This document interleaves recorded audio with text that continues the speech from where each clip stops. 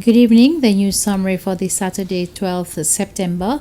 A new case of COVID 19 has been detected in Seychelles. A 57-year-old Pralinois has tested positive for COVID 19. He was admitted to the Bicentan Hospital on September 9th. The man is having respiratory symptoms.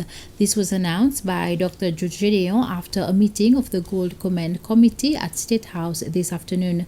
Dr. Gedeon says the man has not been in contact with any of the three tourists who recently tested positive for COVID 19. He's having some respiratory symptoms and not in a lot of distress. A decision has been taken to transfer him to Mahé for additional care at the family hospital. Contact tracing has started since last night.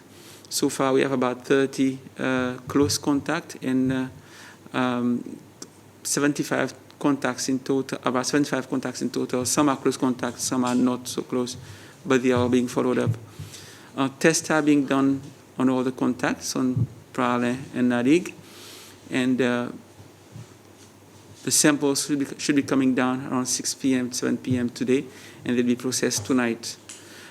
Based on the results that we receive, we will decide whether additional measures will be required in terms of contact tracing, isolation, and quarantine. We are asking members of the public to give them their full cooperation and to avoid going in public places, take precautions if they go out to do essential activities, avoid gathering, avoid crowds, and at all times take their responsibility. I think people know what their responsibility should be. We also would like to report that there's a gentleman who passed suddenly yesterday from Prada. He has no epidemiological link to the case, but we testing him as well. His symptom does not seem to be related to COVID-19, but we verifying nonetheless. A third person has announced his intention to stand as an independent candidate in the forthcoming National Assembly elections. Albert Jean from Saint-Louis spoke to the press this morning and said his main focus is to bring unity between the inhabitants of Saint-Louis. He said he has no intention of affiliating with any political party. Albert Jean is 51 years old and he is a teacher by profession. The SBC has reaffirmed its commitment to remain impartial in its coverage and in giving equitable access to all sides. This comes after recent attacks questioning the corporation's impartiality and independence, mostly in regards to political coverages.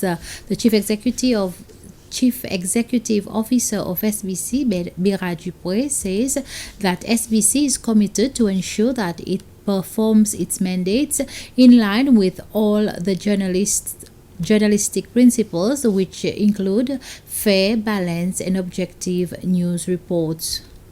If there is any accusation of bias of the SBC, then it implies that the whole structure, from the board to the management to the editorial committee, are all biased, so that there is an institutional bias. I'm surprised as to against whom we are biased against, because we've got complaints from one side of the political divide and we've got complaints from the other side of the political divide. Now, what the whole structure is committed to ensure that we do our job impartially, objectively, and fairly, without favor, ill will, and without fear. And we are committed to continue doing that. The construction company Allied Builders has officially handed over the keys of the music stadium located at English River to the Creative Industries and National Events Agency, CINEA.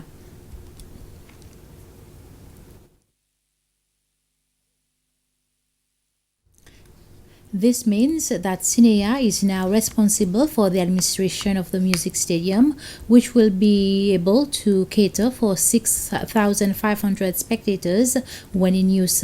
The CEO of Sinea, Guylaine Brisson, has however said that it is unclear when the stadium will open officially due to the public health emergency state at the moment.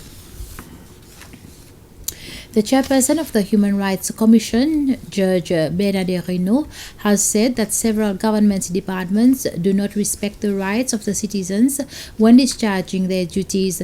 Judge Reynaud was speaking at a press conference yesterday afternoon where he said that the 2019 to the 11th of September 2020, the Commission had registered 88 cases of human rights abuses. The cases are related to the right to work, the right to property, the right to fair hearing, amongst others. Judge Reynaud has called on people to know their rights and to seek redress when these rights are violated. It has become a norm and pattern in the public administration that you administer as you used to administer, as you used to. But it's no more 2020. This is what we feel. It is not the situation anymore in 2020.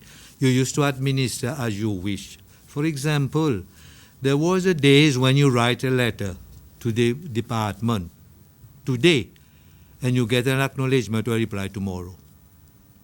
But now your letter, I don't know whether it's in a wastebasket basket or what it is. This is the sort of thing that has become the normal thing for a government institution to receive a letter from a citizen, no reply at all, in a month, as if the citizen is a nobody.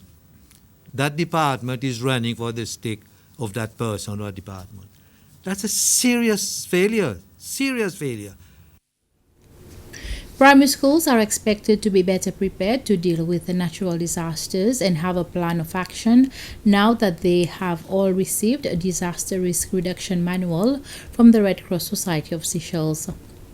The manual was presented to teachers during a 2-day workshop at the site auditorium on Friday, where the participants were given the necessary training and familiarization of the manual from Red Cross volunteers and staff from the Ministry of Education. The manual contains factual information and guidelines for teaching and learning that facilitators can use for preparation, delivery, and assessment of their lessons and teaching sessions. It is aimed to ensure that facilitators provide accurate information to young children on natural hazards, disaster risk, safety measures, and building a culture of safety and resilience.